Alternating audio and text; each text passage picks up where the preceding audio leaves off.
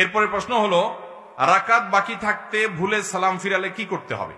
এটা হতে পারে, প্রায় আমাদের হয় যে ধরুন আমার এখনো 2 রাকাত নামাজ বাকি আছে, আমি দ্বিতীয় রাকাতে চতুর্থ রাকাত মনে করে সালাম ফিরাই ফেললাম, অথবা ইমাম সাহেবের সাথে বসে আছি, আমার 1 রাকাত পরে এসে যোগ দিছি আমি ইমাম সাহেবের সাথে, তাহলে 1 রাকাত পড়তে হবে আমার, অথচ ইমাম সাহেব সালাম ফিরেছে, আমিও কি করেছি?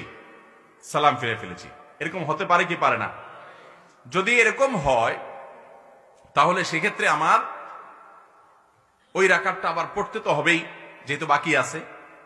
সালাম ফিরে ফেলছি দেখে শেষ না, আবার সালাম ফিরে ফেলছি দেখে আবার শুরু থেকে পড়া লাগবে এমনও না। আমি সালাম ফেরানোর পর মনে হলো আরে আমার তো 1 রাকাত বাকি ছিল, তাহলে আমি দাঁড়াই ওই রাকাতটা আবার আদায় করব এবং শেষে সিজদা সাহু দিব। আপনি দ্বিতীয় রাকাতে বসে চতুর্থ রাকাত মনে করে সালাম ফিরেছেন, এরপরে মনে হলো আরে এটা তো দ্বিতীয় রাকাত, তাহলে আরো 2 রাকাত পড়বেন।